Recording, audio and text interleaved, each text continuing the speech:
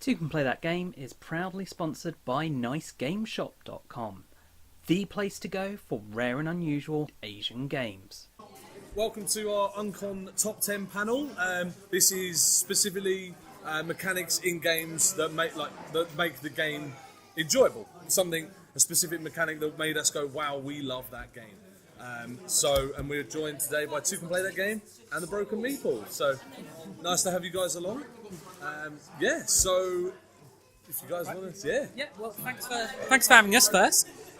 So, Luke, do you want to start us off with your number 10? You're going to say the mechanic, and then they try and guess the game. If I can get it. So was it number 10? What have we got? All right, mechanic in question is called card crafting. What game am I talking about with that? Card crafting. Similar to deck building, but we're actually card building. Oh wow! No, that one. So I think there's two. Sort of. There's I think 2 games out now with that mechanic. One of them has an expansion. AEG's brought it out. It's got like several expansions. I'm not sure on this one. So okay. Okay. That's one Twix for me. Now this one's Mystic Vale. Came out last year. Your standard deck of 20 cards. The theme pretty much is non-existent. You know, you're supposedly druids building up a land or something. Who cares? It's more about the card crafting itself, because you're buying, much like deck building, you buy cards from a tableau. Well, this time you buy the little plastic sleeves from a tableau, and as you get it, your card has got 3 different bits, top, middle, and bottom, that you slot it in. And so you basically either decide, right, I'm going to have a bunch of little mini cards, or I'm going to design the Uber card with several effects that go off.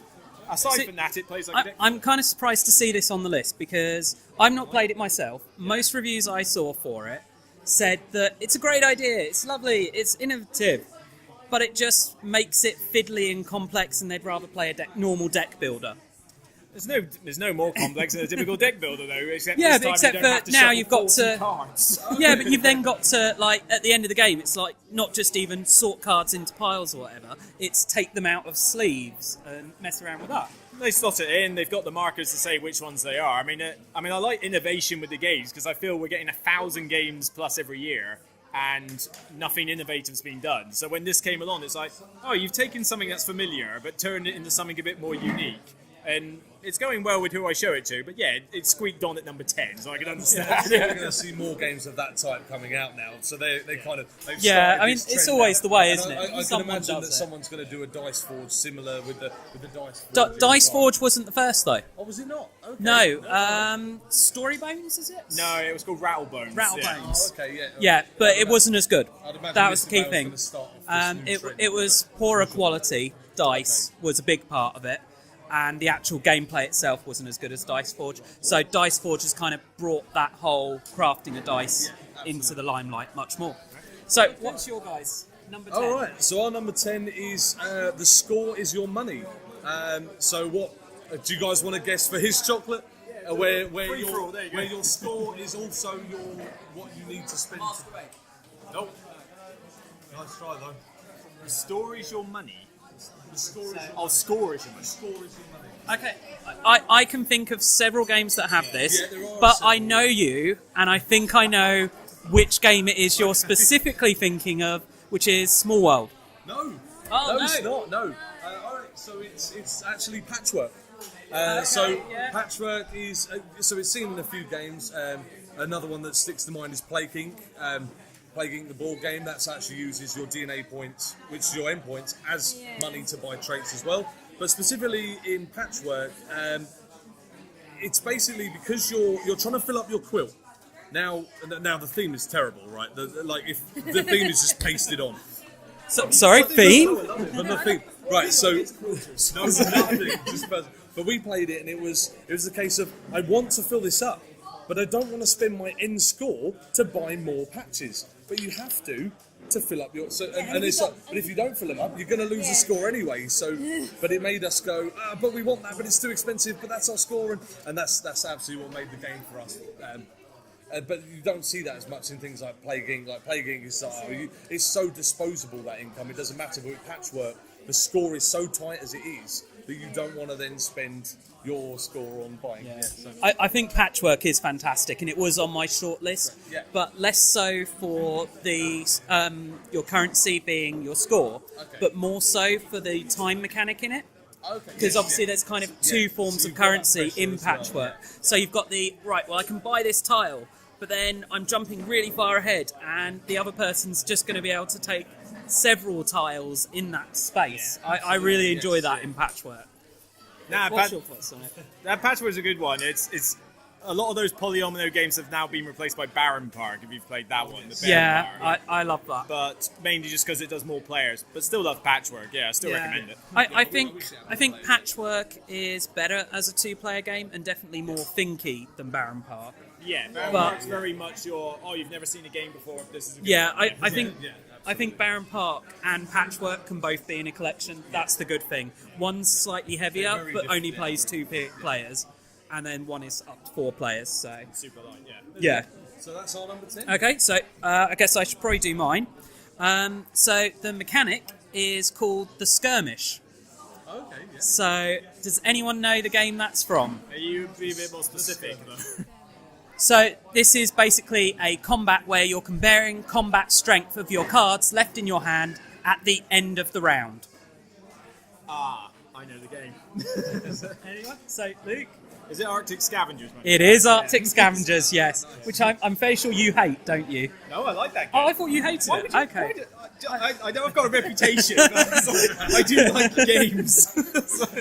In general, Yeah, so that's a good one. Arctic Scavengers is one of my top 10 games. It's a deck builder game, but what's so great about the Skirmish specifically in this game is that the way it builds into the theme. It's a post-apocalyptic, you're each tribes trying to survive, fighting over resources, and the Skirmish is that fight.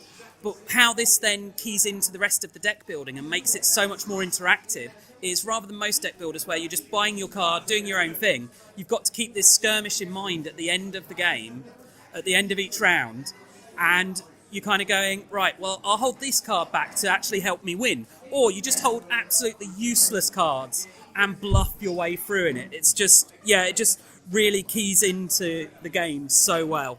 So, are we on to number 9s? This is the Russian roulette mechanic, which obviously everybody knows what Russian roulette is.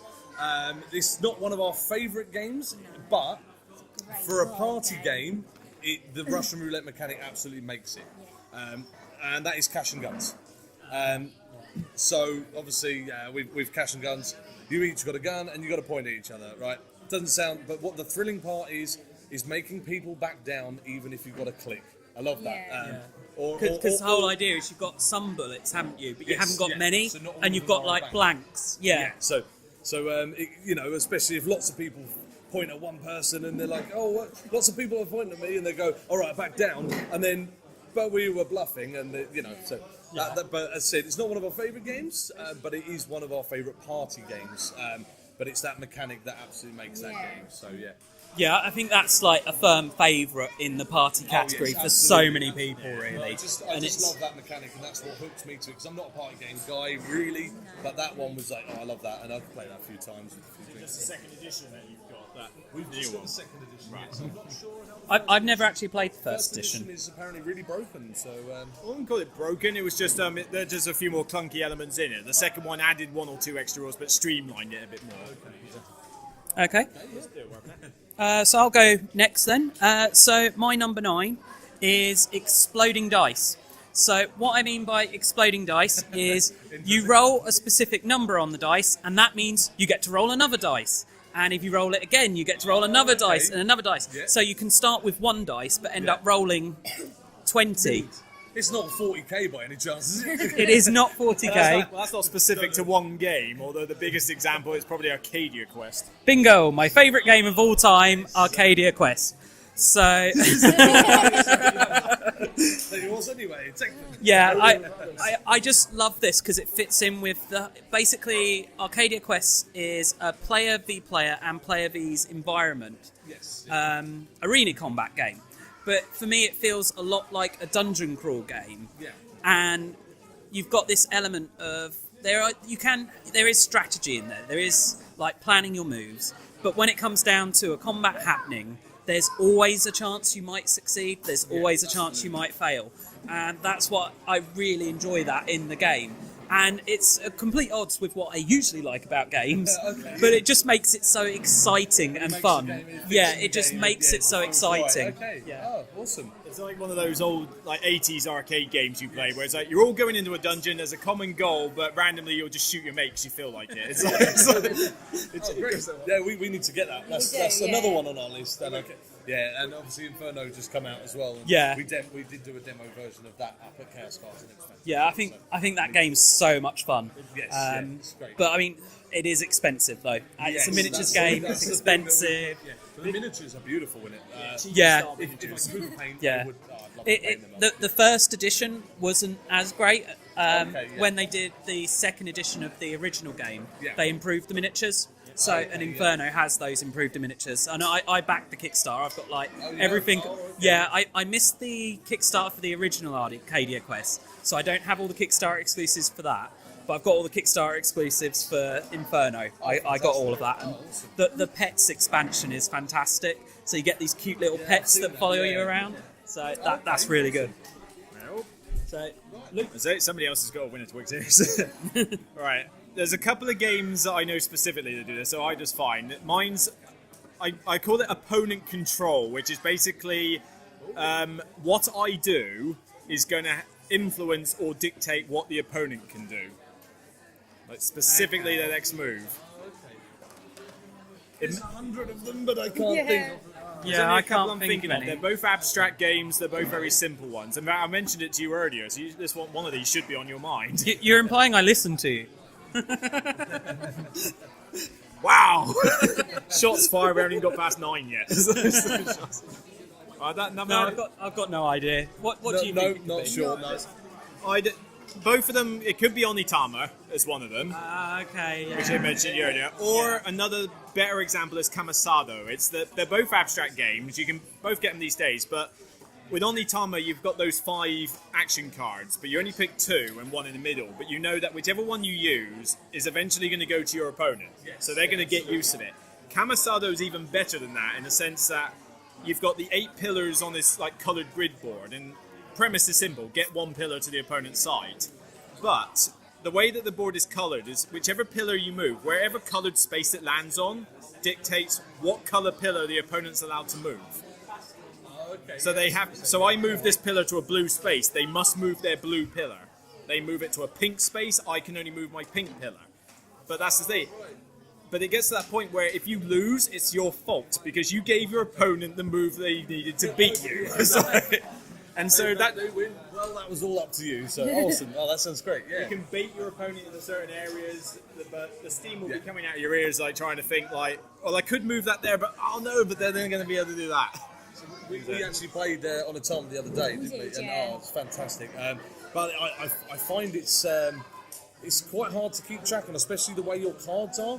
So I'm looking at the opponent's card and I'm going, oh right, you can move there. There's a lot to keep in mind with it. It's a very brain-burny game. Yeah, eventually they're going to get that move, so I don't want to be in there. So I see what you're saying. To twist your head for it, because if you're looking at their cards, you're seeing it from your perspective anyway. So yeah. No, I think that's a good one. I've not heard of... What was this other one? Kudasami? That was on purpose. Was it? You said Kamisado. Kamisado. Okay, I've not even heard of that. So. It's come out. You can get it I think you can get it in most stores. It's not out of print. Fairly big box, white start look to it, and all the pillars are these actual castle The kind pieces. of standard box now, then. Standard. Well, actually, no. It's a bit thin now, but you've got these But humongous pillars. so many boxes now just stark white. Yeah. But let's say component quality is good for what is basically a basic abstract game. But I do like a good 2-player abstract that makes you think. Okay. So number 8. I haven't gone first, so if I go first this time. So trying to think how to describe this. So it's. What you gain is based on what you've built, what you've put out on the board. So there are a couple of games that do this now, but the game I'm thinking of was the first one to do it. So, What you gain is based on... That sounds like so a your income is based on what you have built, and as you change what buildings you've got out, it changes your income up and down. Okay. Specifically buildings. Specifically buildings, I'm talking about. But Bezier games? no, Oh, not Suburbia then. Okay, yeah. no, not thinking Suburbia, because like Suburbia, that's just kind of fixed as what you put out. What I'm talking about is Terra Mystica. Oh, okay, yes. Yeah. So this is a heavy game. You've got your player board with your buildings on, and basically you're just trying to build up your economy.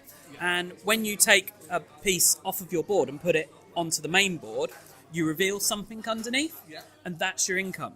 But then when you upgrade a building, you take it back and you cover up what you were gaining as income. You've changed what your income is. So I really like that. Other games that have kind of followed on from that using similar mechanics, you've got Scythe does something very similar with when you upgrade, but it doesn't have the putting stuff back then covering. So it's really interesting mechanically how you've got to balance rushing to do your building and to build up your buildings. But if you upgrade your buildings too quickly and don't have any of the more basic ones, you leave yourself with no income of that type. So you kind of, you paralyze yourself. You've got to be very careful. But at the same time, the way the game works is you have bonus points in certain rounds for doing certain things. So you might have a round where it's bonus points for doing the upgrade, and you've got to balance, well, do I go for those bonus points and upgrade all the buildings I can, or do I paralyze my income for the next round?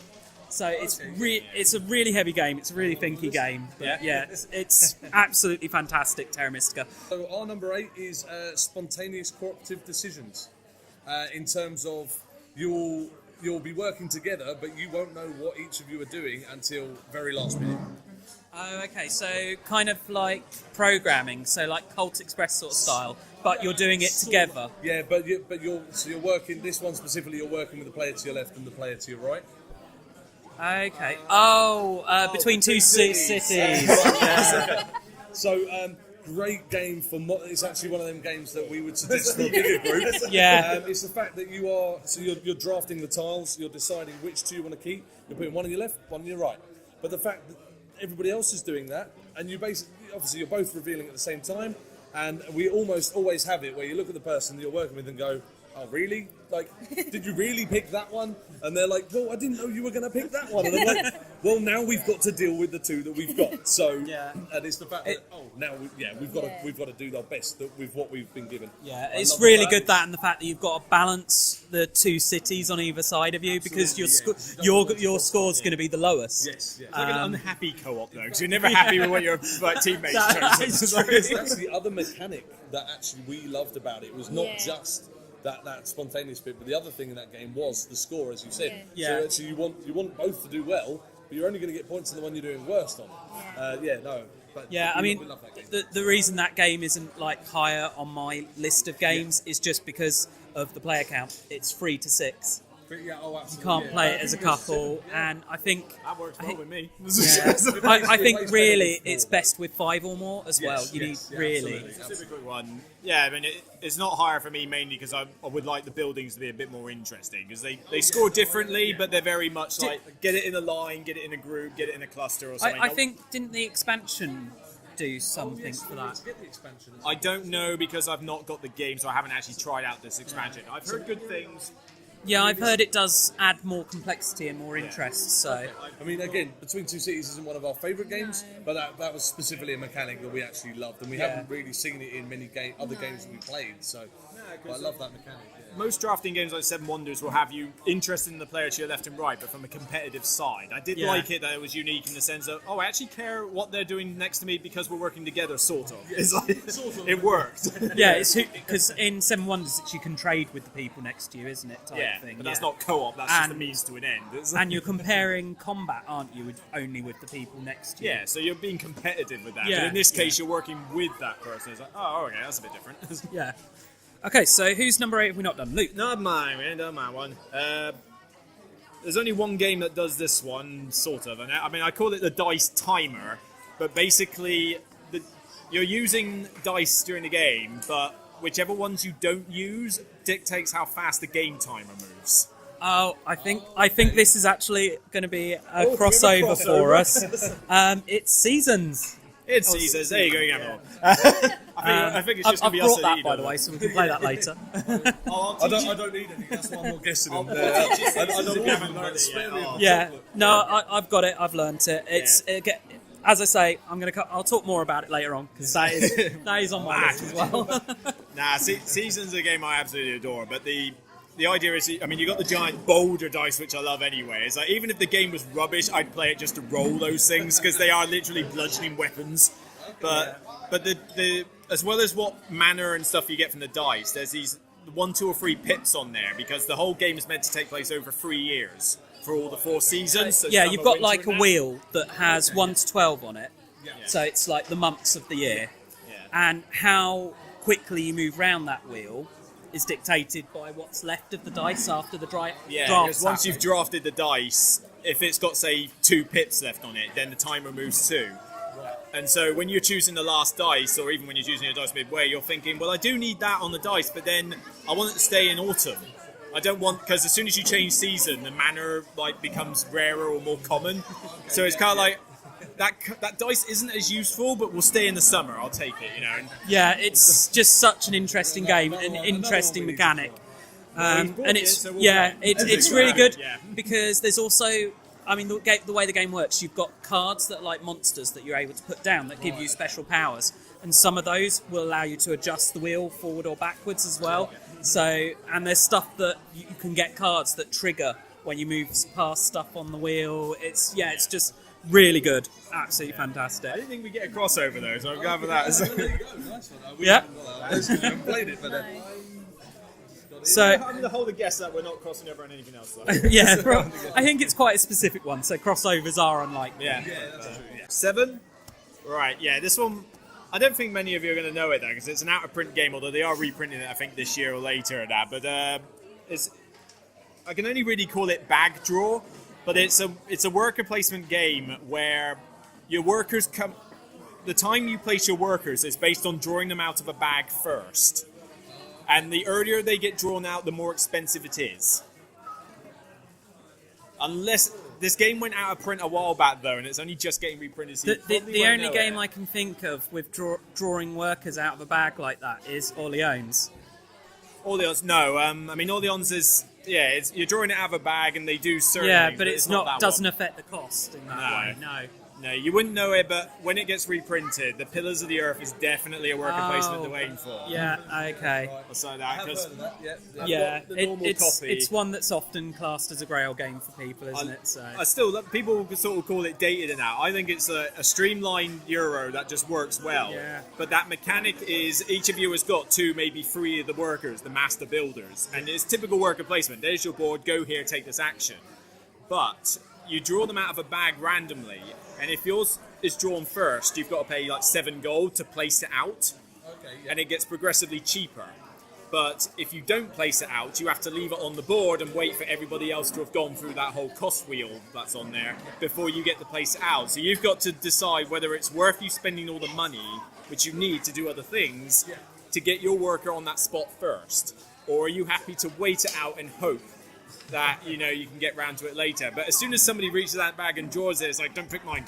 It's like, I haven't got the money, I don't want to pay for it. that sounds very random for a worker placement game, I must say. Well, you've only got 2 or 3 each, and like I say, it is based on how much money you've got though. Like, I mean, you might have overspent your money, but you're happy with the fact that you're not going to place the workers out. Yeah. And you don't have to place your worker out when you draw it. I mean, yeah, you draw mine first, and it's like, I've got an influx of cash, I want that space, I'm willing to pay the 7. Yeah, but you it's gonna can differ. choose to hold on to it, I suppose. Yeah, so that kind of it just gives you that choice rather than forcing what happens.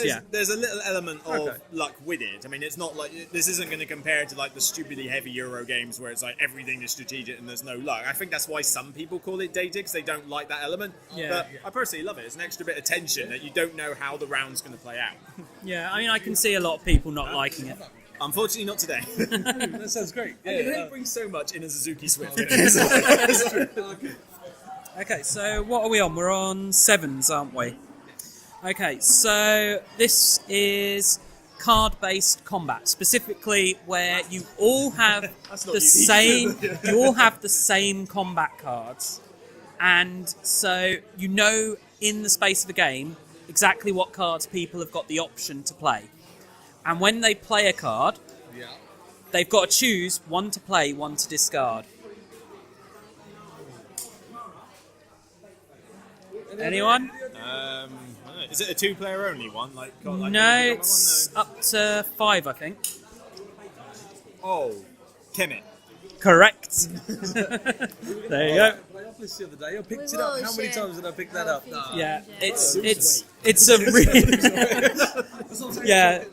a really good game.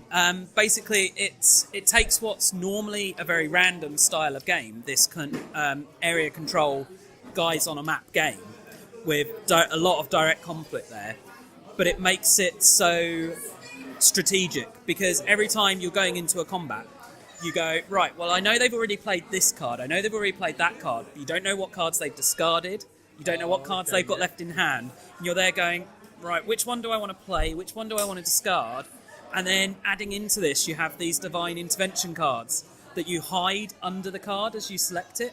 Okay, yeah. So it's a really nice mechanic. It just works so well that you go into a combat and you're like, well, I think I know what might happen, but you just don't know for certain. Yeah. But it's nothing to do with randomness making that uncertainty. It's purely the people's choices. So, number 7. Number 7. So our one is distributing of the dice. So you will roll a pool of dice, and between players you have to decide where those dice are going to be placed. Okay, so dice allocation. Yes, but yeah. cooperative. But cooperative, yeah. Wait a minute, is this a Pandemic? It's a speed one, yes. Yeah. Is it Pandemic the Cure? No, it's played in specifically 10 minutes. When he says speed game, is he talking something like... You're either talking like Space Cadets or whatever, those ones, or Escape. No, it's not dice allocation. No, they're not. No? Well, No, you don't that's do not dice dice now, no. allocation. No, that's push your luck. I was thinking- Fuse. Fuse, yes, absolutely, yes, it's Fuse. So you've got a 10-minute timer, and between you have to select as many dice as there are players. You've got puzzles in front of you, but everybody is doing that at the same time. Now, the amount of times we've rolled a black, a yellow, and a blue, and it's like, I can only take blue. The person over there goes, I can only take blue. And then you're like, well, basically it's like, who needs it the most? And with that timer, there isn't time to discuss that. Yeah. So we love that stress of it. Right, but look, to get on with it, but then obviously the dice you don't use, you're penalised. So you have to really distribute them well and see, well, how much penalty are we going to take from if you take it, and how much penalty are we going to take if I take it? Yeah. But I love the stress of it, but I love the fact that you have... Yeah, you've got so I little would time. not enjoy that. I do not like real-time, stressful games. It's like, I'm so stressed, but you play after, it's like, oh, that was a great game, especially with Yeah. you. But 10 minutes specifically to decide where those dice are going. I think they've done a sequel, haven't they? That's like medicine-based, Flatline. Okay, I think, right. yeah. Which is the same sort of thing, but a bit more complicated and more going on. I'd try Fuse though.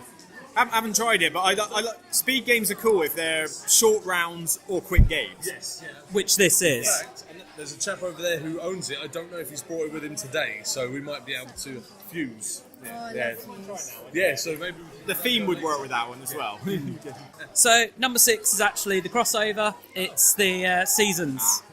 Yeah, so I had it down as the wheel, but it's that whole kind of moving the wheel in that way. So, yeah, that's me done for 6. Supplanted! Done. Unfortunately, that's going to be the only time, I bet. No. Number 6. Now, this one might be easier for people to guess. There's 3 games I can think of that use it, but there's one specifically that for this list now, but I call it Corruption. Okay, yeah. All 3 of these are fairly lightweight games. 2 of them use it in a similar manner, this one's there. But the Corruption's basically like where you'll get better actions or better cards or better stuff to do at the expense of taking something that will penalise you at the end of the game, potentially make you lose it outright. I mean, I can't think of one that makes you lose outright. I know this is in the new Arcadia quest. They call it Damnation. One of them I've brought with me today, which you won't probably know, is Abyss. But that's with an Okay, expansion. There is 'cause the base game doesn't have that, No. does it? It's the Kraken. It's a gateway worker placement game with the expansion that has the similar thing. Oh, Lords of Waterdeep. Yeah, that's the other one. Yeah. The one that you're probably not going to guess, though, the one I prefer is, again, an Out of Print one, but it was called Cleopatra and the Society of Architects. It was a Days of Wonder game that it's a gateway game, but basically you're building up like Cleopatra's palace, and the best way you can describe it is like plastic lust or something, because the box is just full of all these plastic pieces, because you literally turn the box on its top and then build around it. Whoop, is that... We're filming. Photo bomb! It's a photo bomb! Yeah, no, this is, you got to stack them and then whoever knocks over. You not play it? But the... oh, is it? Where were we? Oh, yeah. But the thing with the Cleopatra one is you had these cards with resources on, but some of them gave you corruption because they gave you more resources or gave better actions. But you kept all your corruption tokens secret in a little pyramid thing, and at the end of the game, you revealed them, and there were ways to mitigate or lose them during the game. But at the end, you reveal, and whoever has the most corruption outright loses. Cleopatra feeds you to the crocodiles, and regardless of your points, you lose. And the other ones just give you minus points for it, which is still good. But I like the idea that somebody might have done well because they were a little bit too greedy, and it just cost them at the end. And throughout the whole thing, you're thinking, I've got this much corruption. Am I about to get fed to crocodiles here, or am I in the safe zone? I don't know. Yeah, I think that was early 2000s, was it? People who have been gaming for a while will have heard of it. Unfortunately, I doubt it will get reprinted because the cost nowadays of getting all that plastic reprinted is there. But you can find it on the second-hand market now and again. I got it for about 20-something quid second-hand, and it's never leaving the collection. I'll never find it again. Okay, so guys, number 6. Number 6.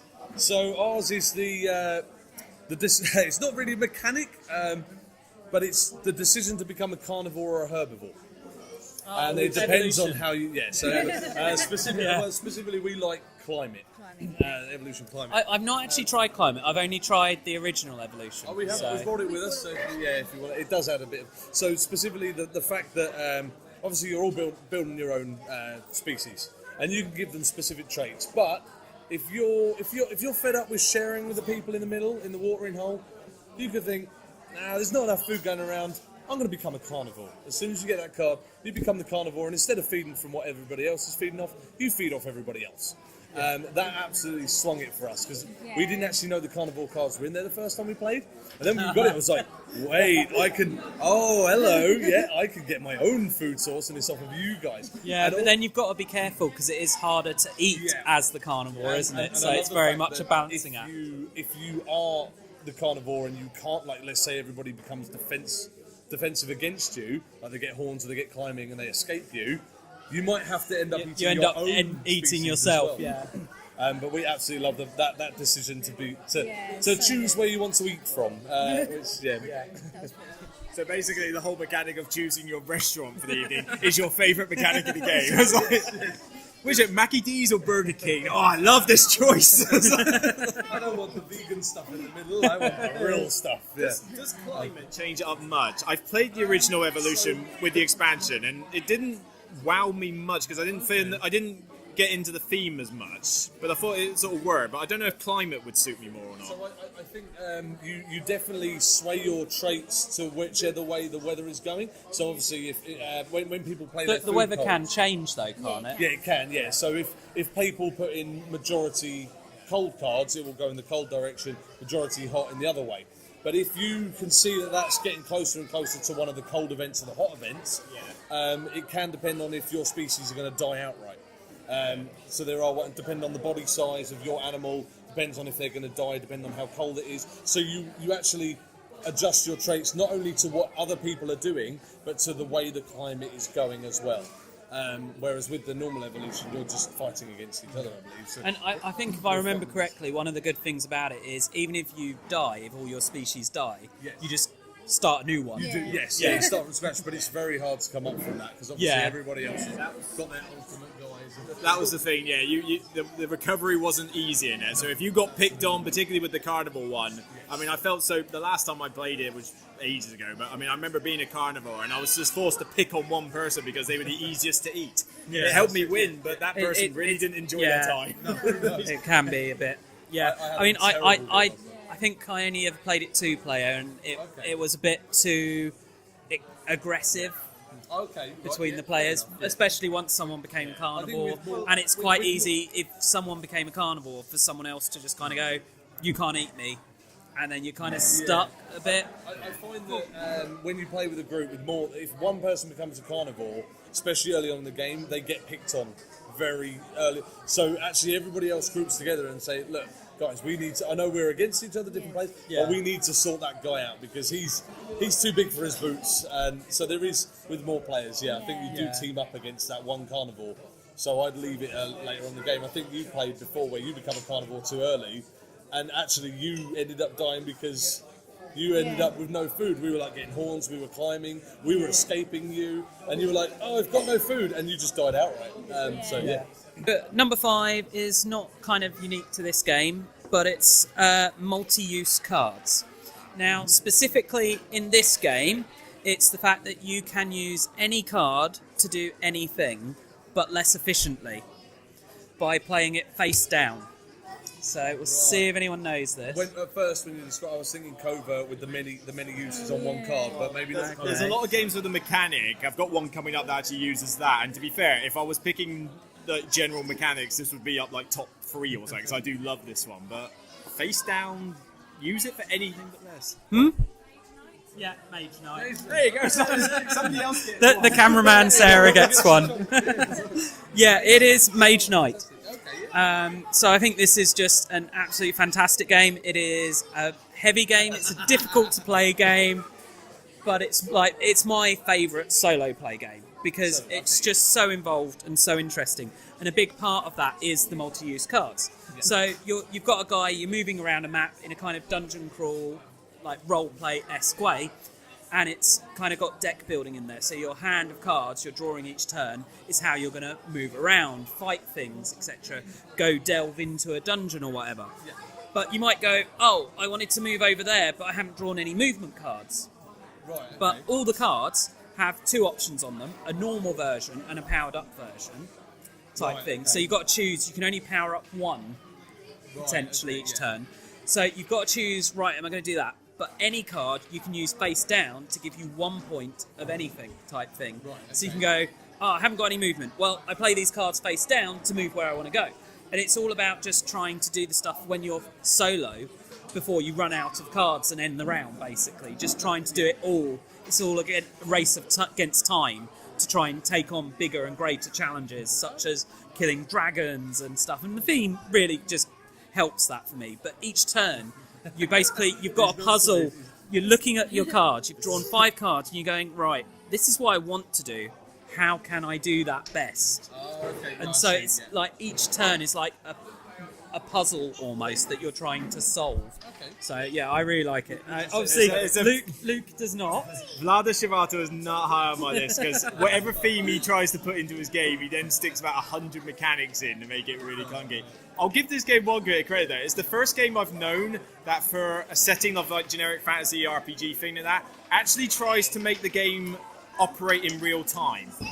Because just moving from one end, like this village, I want to go to that cave and kill that dragon. It might take you about an hour and a half to reach that cave by the time you actually get there. So it's almost like you went out of the door and just walked to the nearest cave. It is a long game. It is a long game. Playing a solo game will take...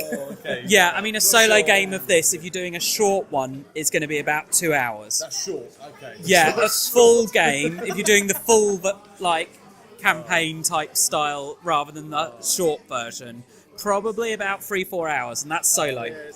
I feel conflicted. You've chosen one of my favourite mechanics, but for a game I hate. It's like, well, if it's one of your favourite mechanics, I'm sure it's going to come up later, so we won't talk about what games you would pick. The game has the mechanic, but I haven't chosen it because of that mechanic. Because we'll talk about that later then, I think.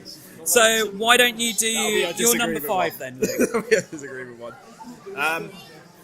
unlikely. Well, you might have heard of it. I doubt you have, and that, but I call it kicked out actions. What do you mean by that? I'm not familiar with that as a term. It's from a heavy Euro game, and I do like some. And the idea is that normally with worker placement, you go to a space and you can't do it. You can't go there. With this, you've only got the 4 different spaces to go to, and someone else could be there. But if someone kicks you out of that space, if you've got enough influence on the table, you can actually get yourself a bonus action. So you're actually able to take actions out of turn. It involves art in a big way. Well, I'm going to guess it's Starving Artist then. I have not even heard of that. Starving Artist, that sounds horrific. I'm not having any chocolate today. That's a good thing. Games by Vital Lacerda. No. Alright, you've read it. I do, but I can't think which one you mean. It's alright, this one's called The Gallerist. I had it in my head, I could see the box. We'll go with that, I'll accept that. I have not tried it, I'll be honest. It looks so heavy. I have not played it. It's a heavy... I mean, the rules are actually relatively streamlined. That's one thing I like about it. But the fact that you're taking actions out of turn is what makes it brain-burning. Because normally it's like, I've got to wait like 3 ages before 3 players take their turn before me. At least the good thing about that, what a lot of heavy Euros like that suffer from is downtime issues. Yeah. If you're taking actions out of turn, it solves that. Yeah, if you keep me engaged for the whole 3 to 4 hour game, then fine. Make it long as I'm engaged. With this one, though, I've taken my turn, but I know I've got enough to get a bonus action. In fact, you're leaving assistants out purposefully so that you're hoping someone will kick you out so you can get another one. And you're just sort of going, all right, I've done my turn. You've had your turn. Oh, you've kicked me out. Right, great. I'm going to do this. Yeah. And the timing helps with that. So even though the game will take you a good 2.5 to 3 hours, you don't feel like it's taken 3 hours. Yeah. I think that's important when you're playing a game that takes that long, that you kind of go, oh wow, the time's gone. Well, you're playing Mage Knight solo. Yeah. That's all right. You play that with multiplayer. It's terrific. Oh yeah, max 2 players Mage Knight. So yeah. So number 5. Number 5. So our one is the rolling of a dice, but still being rewarded when your dice roll is low. Unearth. Oh, there you go. So it is Unearth, yes. So that's something that we. It's really good. Actually, we didn't like it the first time we played it. We played it 4 players. And then we found out some strategies to it that was like, 2 players best. Actually, we prefer it 2 player. See, I like it any number. Okay. I'll happily play it any number. I like the speed of it. I like, as you say, the fact that yes, there's luck involved there, but if you roll badly, you're still getting something. You're going towards a different strategy maybe than you had intended, but it's all about then reacting to the dice. It's very much about that. Games that Super punishing then. no, absolutely not. So if you roll the 1, 2, or 3, which 9 times out of 10 I actually want to, that never happens in a game. I want to roll low, but you either if you roll high, you've got a chance of claiming the ruin, but if you roll low, you actually get a reward where you can start building your wonders. And wonders and collecting ruins both give you end-game points. So you still get a reward no matter what you roll. In fact, I had a nice little thing with my D4, didn't I? I had the wonder that gave me the re-roll 4s. So I rolled my D4. So you're guaranteed. I actually want to build my wonders. You're guaranteed to be able to get a stone towards the wonder. Yeah, I mean that's the good thing about it. It's not just that roll high or roll low, you're going to get something. What's really good about it is the luck mitigation there, because as you say, you can get special power cards that will allow you to do stuff. You can get special powers from having got wonders, for example, as well. But even without any of that, you have different dice. So you've got like a D4, 3 D6s, and a D8. Yeah. So if you're rolling the D4, on a 1 to 3, you'll get a stone. So if you want a stone, you go with that dice. If you want to get control, you go with your D8 and get a higher number to have control of the ruin. So it's all about deciding what you're going to put out. But the problem is, once you put it out, you've got to wait till the ruin gets completed to get it back.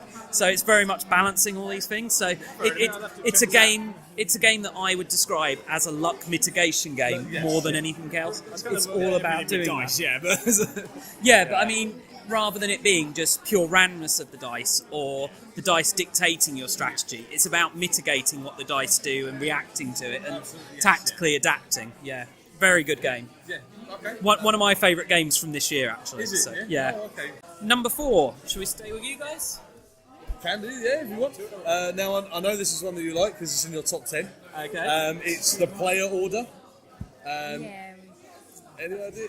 So there's not a clockwise or anti-clockwise order. I'm the just order trying to think changes every which time. one. Well, I'm going to it's your go with top 10. Kingdomino. Kingdomino, absolutely, yes. So that has been seen in quite a few games. I will say, another crossover. Oh, okay. Oh, That is on my list. Okay, yeah.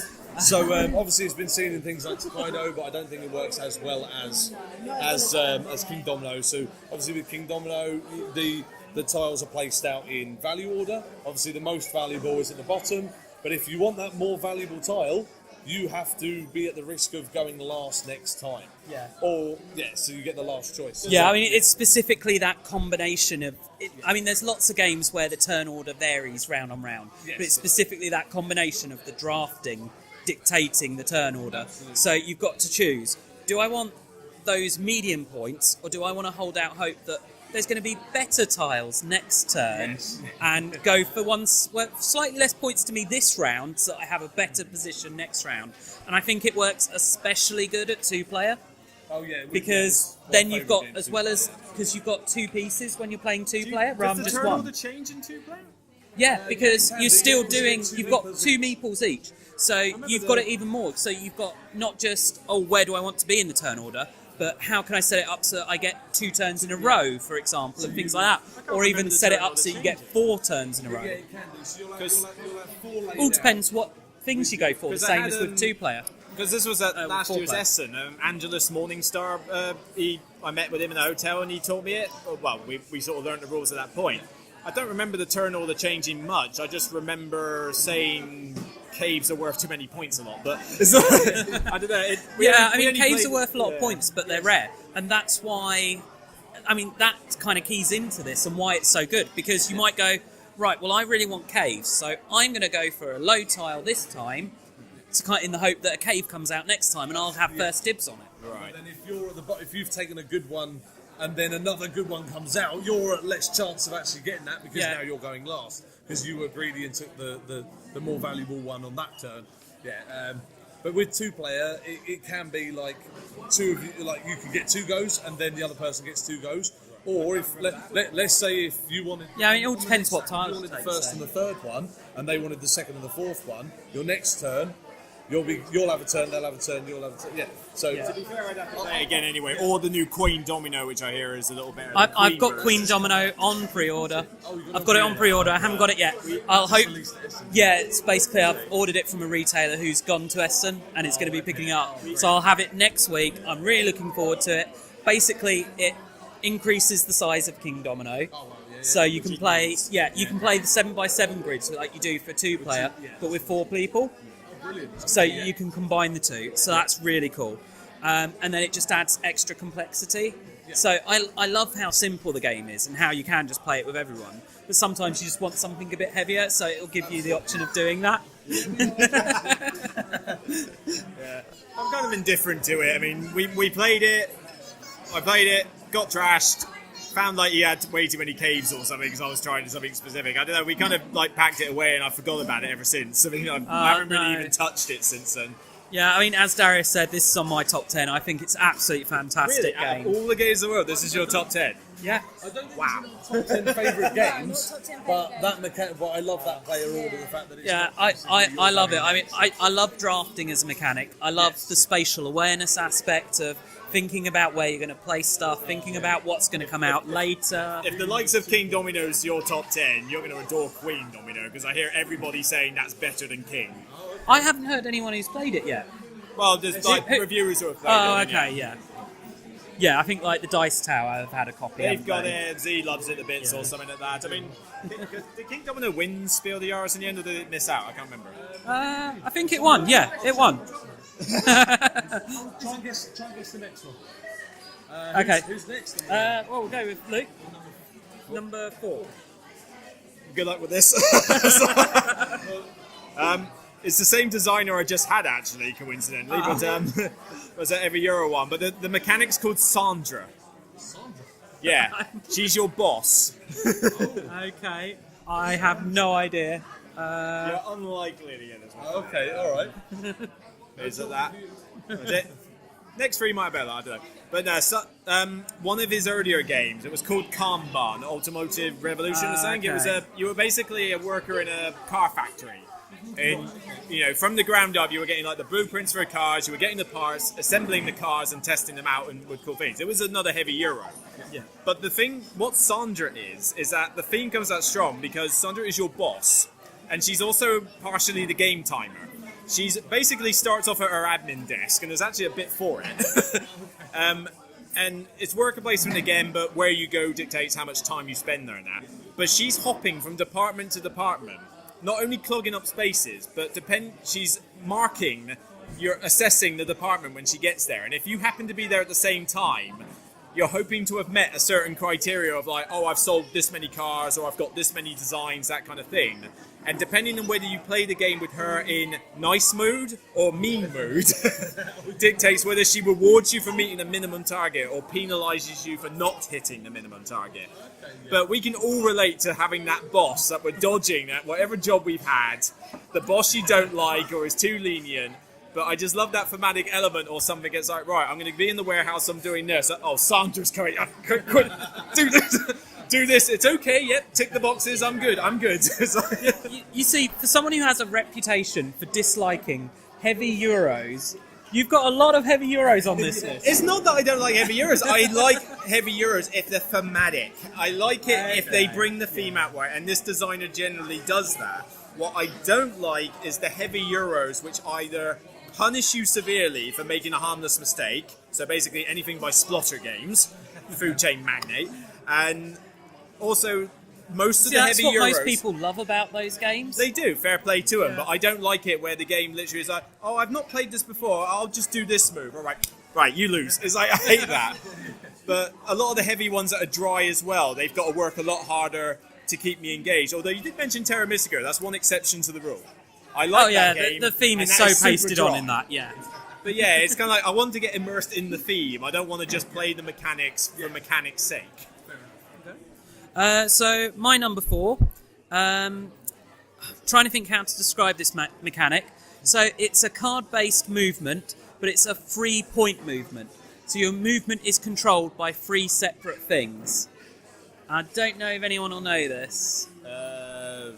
Give a publisher name, maybe? I don't know. Trying to remember who the publisher is, because it's had several reprints. What industry? You've got 3 options for moving. No, as in there's 3 separate things which will control how you move and how far. I'll give you the theme, sled racing. Snowtails. Yes, Snowtails. That's one of my favourite racing games. How did I not know that? Yeah. Okay. Yeah, Snowtails.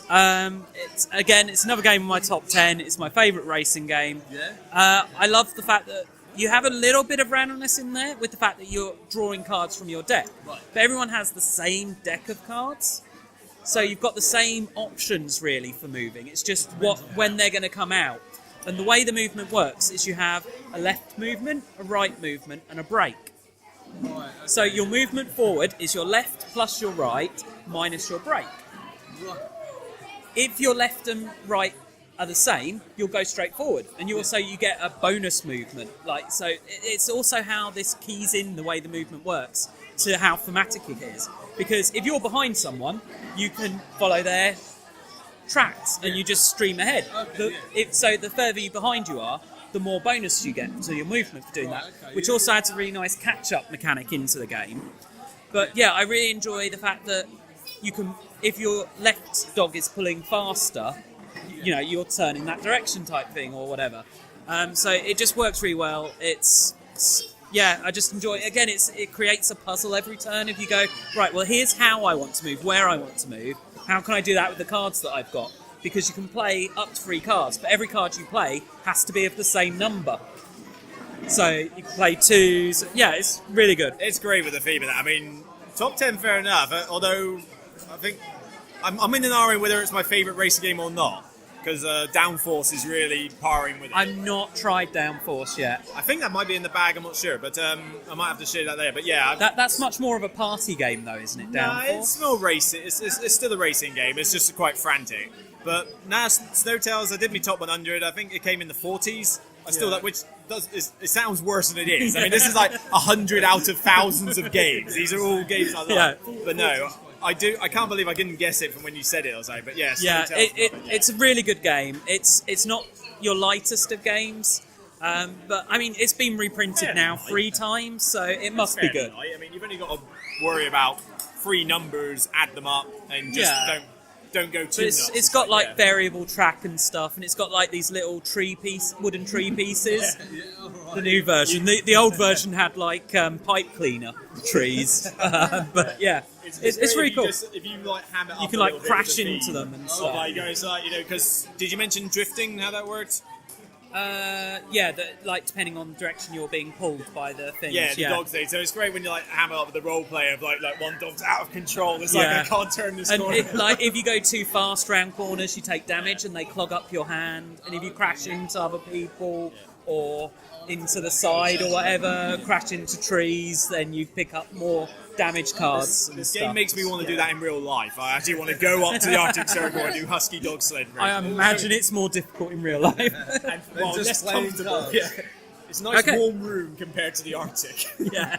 So I think that's everyone's number 4s. Yeah. So we might as well do my number 3 first, because it's one of the crossovers. Kingdomino. Oh, Yeah, the drafting the turn order. Well, while you So- while you talk about this one, I can actually show and tell this next one. So you talk Okay, about you the get second that. Yeah, so I mean, Kingdomino is fantastic. We've pretty much talked about that. So while he's getting his game, what's your number 3? Right, so our number 3, we actually spoke about it with the card manipulation. This one is dice manipulation. Very similar with the dice crafting. So a bit like your card crafting. Okay, so this is Dice We Forge. did speak about it. Yeah. Seems to be the first one there. It's great. I mean, it's kind of I've played it too much now, but I love. See, the fact that you can- I tried it at UK Games Expo, and that was my one concern, was the replay value on it. Yeah, so for me, I know you do and you love it, but for me the replayability has kind of gone.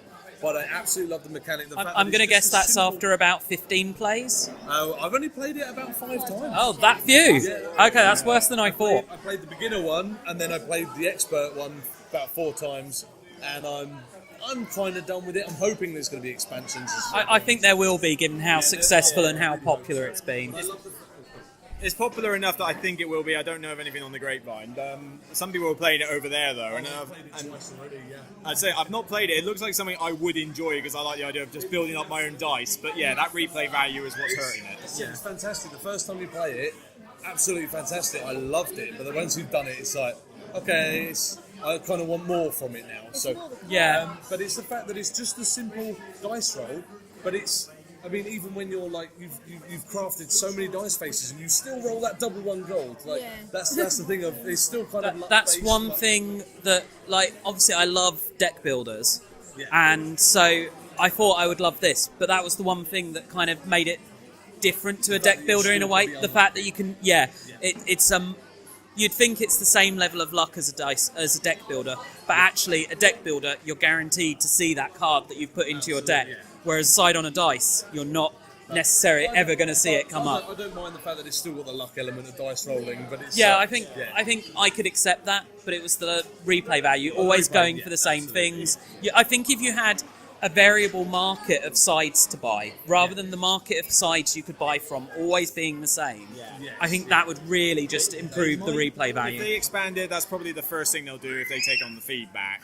I mean, it just you could literally just go, here's an expansion, here's more cards, and it would probably take it to the next level or something. Well, no, I think it's the dice, the choice of faces on the dice that they need more Well, of. if they bring more cards, they can put the faces with it. I mean, you know. Yeah, I mean, it's, obviously it'd be a lot cheaper to make an expansion that was just the cards that you buy, more of those would be very cheap and easy for them to do. Whereas the dice sides would be more expensive, but I think that's what's really needed. More expensive, but it wouldn't take too much for a lot of it because it's more of the same. They don't have to add more mechanics to it. They just have to do it's more just of what you like. changing what's printed on it. I mean, they've got all the molds and everything. Yeah. I want to play once or twice, so that replay value doesn't hurt me also, because I want to enjoy the dice building part. To get a little bit of replayability out of it, we actually mixed up some of the beginner and the advanced decks. Yeah. So actually we put in some of the advanced, but then there were actually some cards in the beginner deck that actually were better. And the one that stands out is the deer. I think the advanced aren't meant to be better, they're more complicated, I think, is the key thing. But then they take out the minor blessing with the deer. That needs to stay in, I think. But I also don't like in the advanced one where you get the points when you oust somebody. I think that, so normally we actually change that round as well. Yeah. But you can sort of change between the two, but there's not enough now for me to play it again and really enjoy it again. But anyway, yeah, that's our number. That was number 3, so look. You done your Kingdomino fanboy thing? Yep. This one, I can actually show and tell this one, I'll say, because I've got the game with me in there. The actual mechanic is called Entomb, and you're trying to read it on my lap as well as I can see you looking. That's why she's staring So down it's there, called right? Into. Entomb, E-N-T-O-M-E, basically putting something in a tomb. Pyramids. Is No. it pyramids? Well, no, you're on the right track, it's Egyptian themed. Oh, It's I think a- I'm there's only thinking one of the game. right game, It's a but I'm card- getting the name wrong. It's It's a card base where you can either put them in your tomb or in your pyramid that pyramid that you're building up, or in a third place. And I thought it was called pyramids. No, not quite like that. I mean, it's a deck builder, it's a little card game, but it's the idea with this one, it's the fact that it's a multi-use card thing again, which is like when this is what I was talking about when you were talking about Mage Knight, that the card, when it's in your deck, yes, it's money, yes, it's got a cool ability, but it's not worth jack point-wise. You have to physically do an action to put it in your tomb before it's worth anything. Probably aren't going to get it. Yeah. It's this little baby. Valley of the Kings. Okay. Is it Yeah. that one? Yeah. This one is one of my favourite deck builders that you get because you're building, like you say, you mentioned pyramids. You're basically a pharaoh trying to prep your tomb for like the afterlife, like they did.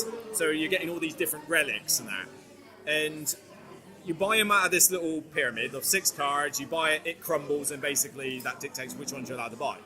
But it's multi-use, so the card already has a gold value on it for how much it's worth to buy other cards.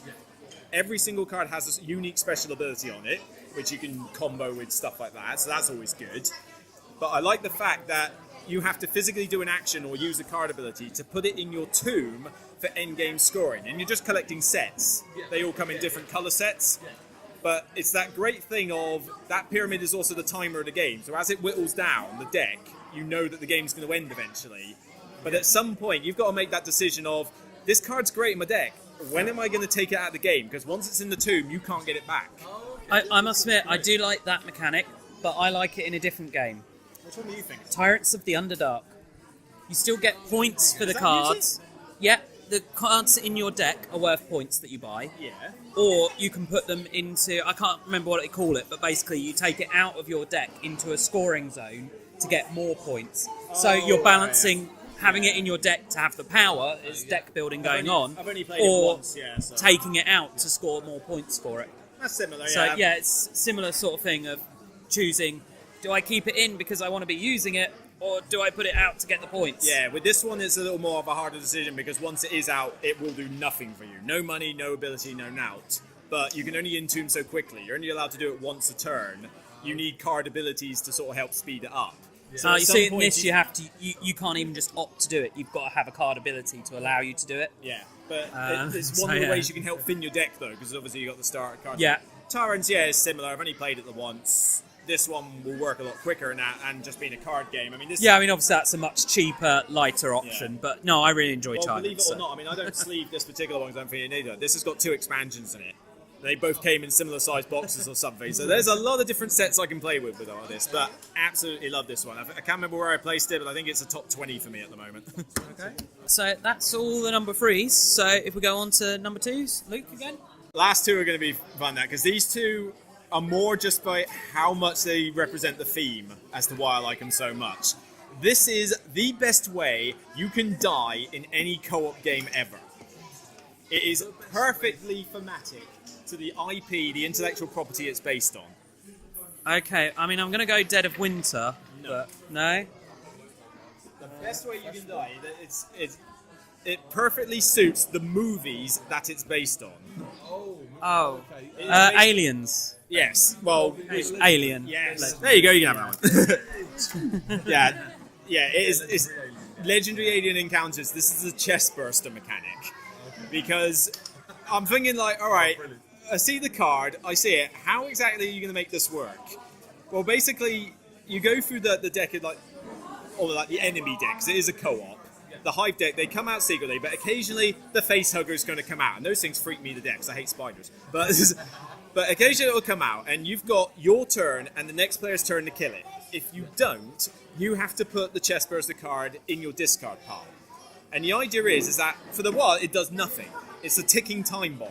Because what happens is once that gets shuffled back into your deck, as soon as you draw that chestburster card for any reason, it bursts out and you die. That is how your character dies.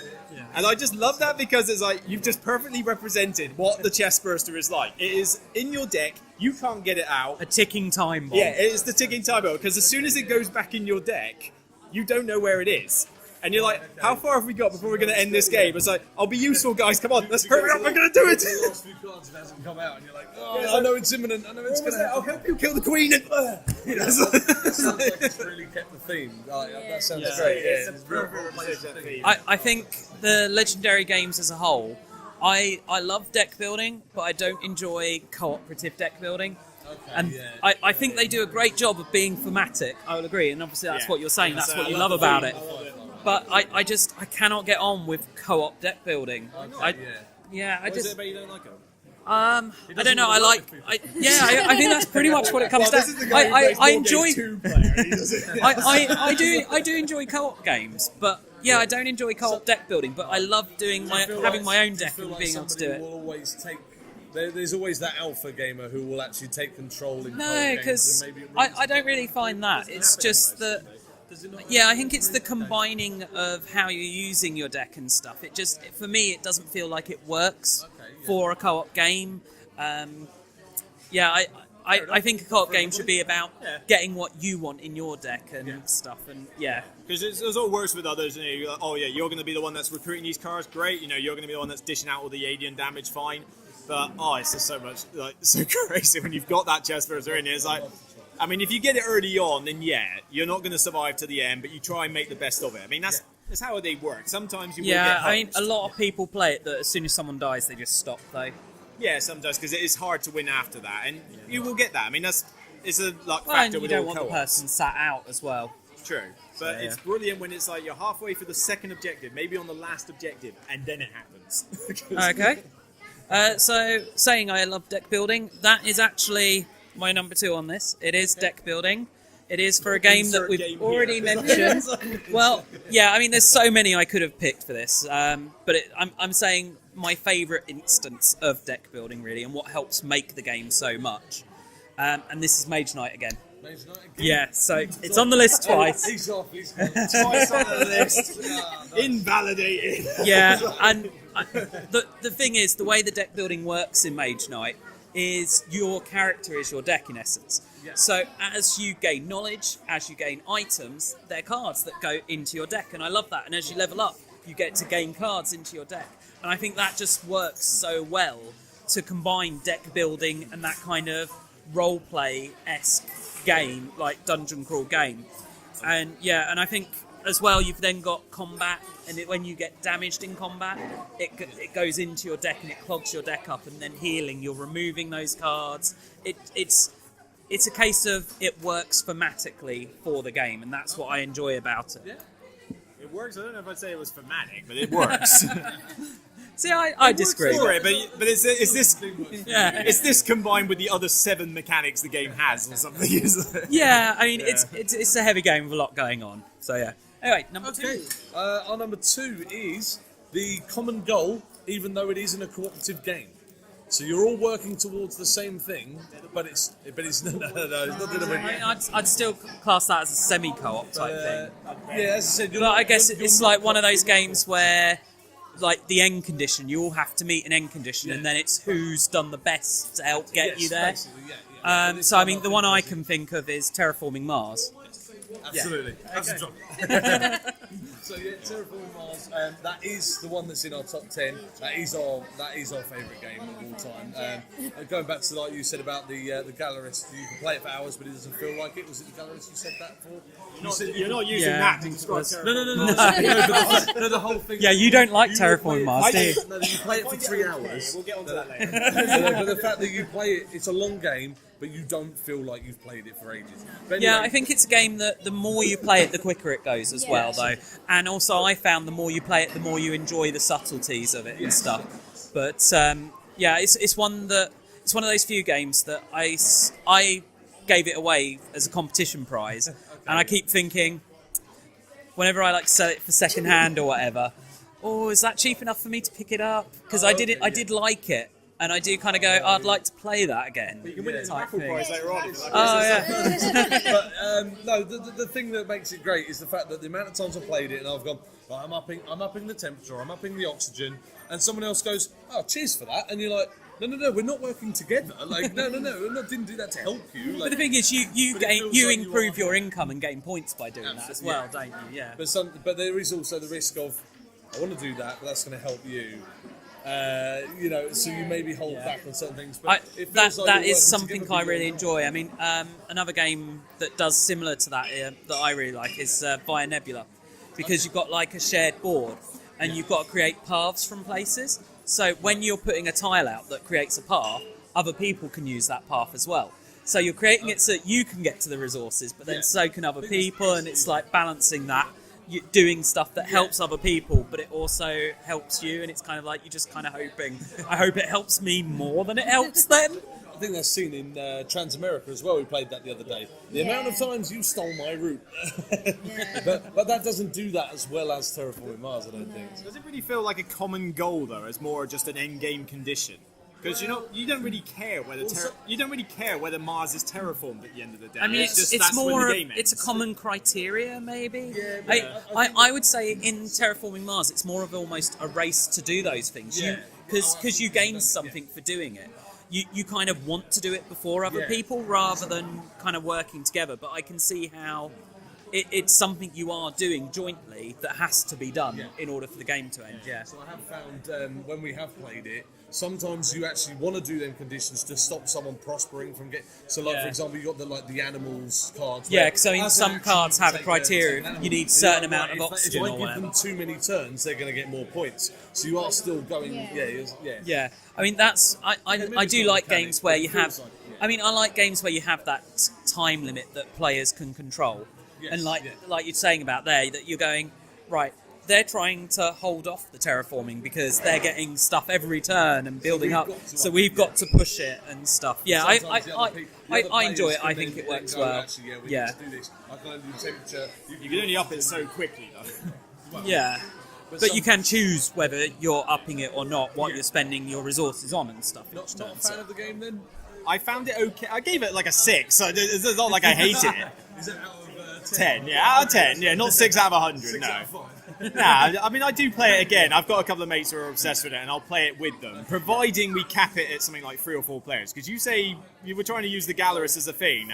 If I'm playing that for free in 3.5 hours, which is pretty much every time I've played it, it's free 3.5 hours. I feel like it's free in 3.5 hours because I'm waiting for everyone to hurry up and take their turn. Yeah, so we cap it to 2 or 3 when we play Terraforming Mars. We've played it 5-player and it was dull. So we do cap it. If I've enjoyed it, it's usually been either solo or with 3 when I was reviewing it. 4 and 5, it was just But also, if we want a quicker game of it and we want to play it, we start the production on 1 as well. I mean, I think it says that in the rules, doesn't it? Doing that. Yeah. Some people don't like doing that, and it's like, oh, why not? It's like, you still get a good game out of it. Yeah, So. But it's our favourite. Do you do the drafting? Because that's a common thing. you need to. I was going.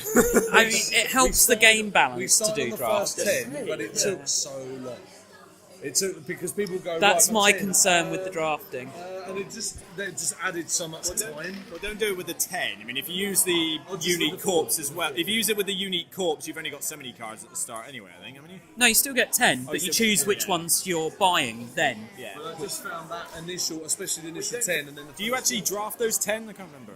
I think You just get pick 10 them and you have to pay for them is the thing. Yeah, but you whereas don't when you have draft the them, starting, yeah. when you have the starting corp, you just get all 10.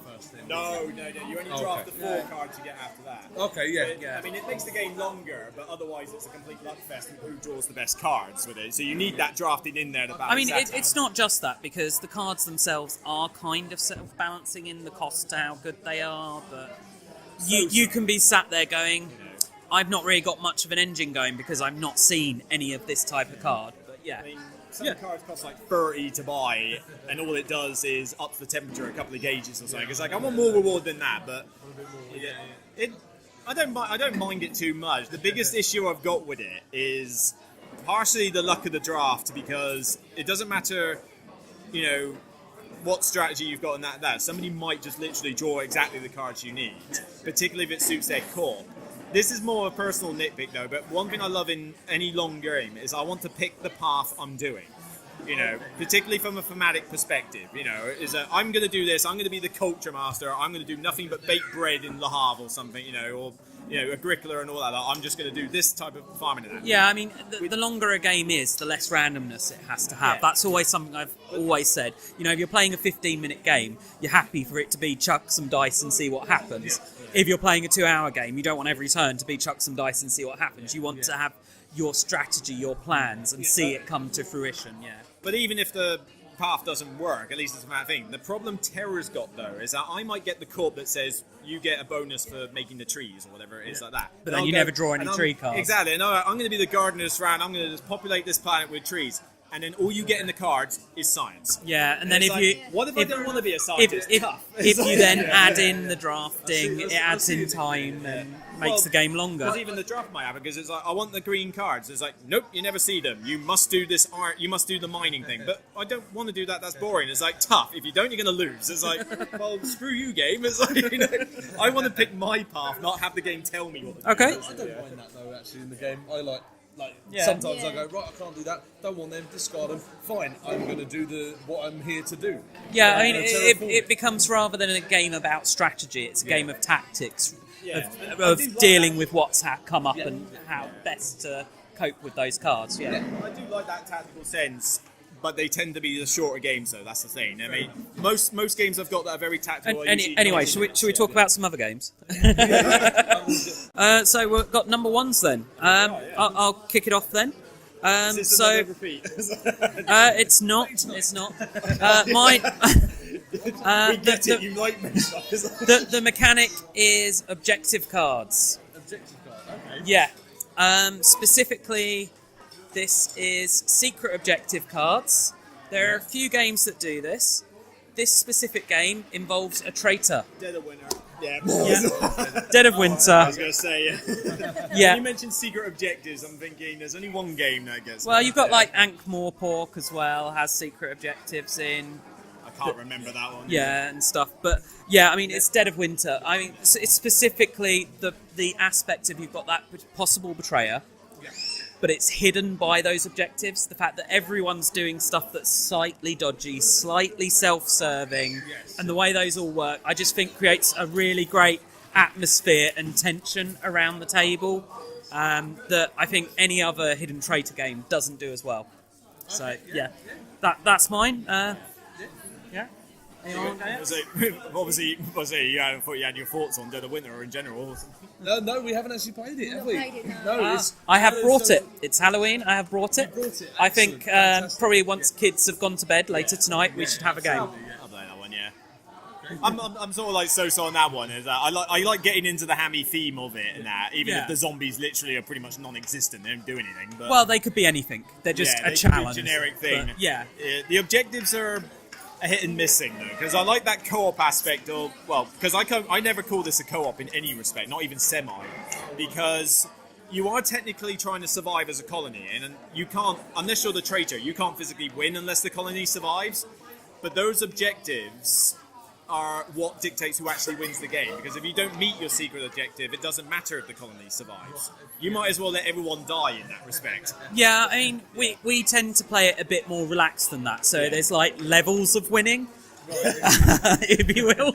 So you have kind of the hard win that you met your secret objective. But as a group, if you're the non-betrayer type thing, we win if the colony survives. The objectives are kind of humorous though as well, though, because it's not like, you know, oh yeah, I killed this particular person or collected 3 zombie trophies and that. No, the objectives are kind of weird, like, we survived as a colony and I collected the most toothbrushes, therefore I win. It's like, well, I got the most food. Yeah, packs. I think It's some of the like, most what's interesting ones are like, you've got to have a certain number of barricades in the colony, for example. And zombies will be destroying the barricades. And people will be sat there going, why are you barricading there? And you're there going, because it won't get destroyed. Yeah. It makes everybody look like a traitor. Yeah, and that's what I like about it, that it creates suspicion, even though you don't need additional suspicion, because you automatically think everyone's a traitor. Yeah. But it means that if someone is new to the game, if someone makes not necessarily the best move in the game, you're not instantly going to go, hang on, they did that there, they've got to be the traitor. It could be, well, they've done that because of their secret objective. Whereas if you play things like Battlestar Galactica, you make one small error or whatever, and it's instantly Cylon, and that's it. The 3 game. hours later, yeah. Yeah, and then you've got, especially, it takes a lot longer than Dead of Winter as well. So then you're sat there for hours and hours going, yeah. Well, don't play the long variant in Dead of Winter. Is there always a traitor in Dead of Winter? It's No. not like Shadows, is it? So No. There could be, there could not. There could be a traitor, And but that's what I like. If there always was a traitor, Yeah. it wouldn't work quite so well. But it's the fact that there might be, there might not. So it makes the game really fun even when there's no traitor, because you're just tense and suspicious, you're suspicious all of the way everything. along. Yeah. You could be worrying about nothing. Yeah. Over that. Unlikely. Well, actually, you played this, I think. You played right now, but unlikely not. It's the mechanic is just simply time travel, but this is going like. Oh, Anachrony. So give me a chance. We'll give them a chance. Yeah. Well, there are other time travel games, but There's that's not- the only one I like Yeah, with I mean, time travel. it's- Like I when I did my videos, I got like people saying loads of these other time travel games, and it was like not tried don't any work. of those. They don't work. They That's don't the quite thing. work. Yeah, it's This is the one game that gets time travel right, because this is a bit like my number 2. It's like, I'm not sure that counts, but but yeah, it's that thing of this mechanic is done so well thematically, despite being the heavy Euro game. And most time travel games are rubbish. You know, they just don't get it right. They get the all the time travel mechanic is very pasted on or something. Yeah, you don't feel like that. This one gets it perfect because throughout this whole game, you're building up your kind of like your little empire or faction when the world's already been sort of destroyed and a cataclysm is approaching. But each of your factions has learned how to do rudimentary time travel. And it's played over 7 sort of eras. And at the start of each era, you can choose to get some bonus resources. So bonus minerals, bonus it's silver, kind of anything like a that. glorified loan system, but Yeah. with the chance that you might destroy the universe. Well, yeah, because you'll say like, all right, this round I'm going to get like a spare mineral and a spare suit or whatever, and that's great. And you think this is all good and do. But the problem is, the reason that's happened is because someone's given it to you from the future. So like you said, you're creating paradoxes which potentially screw you over in points-wise.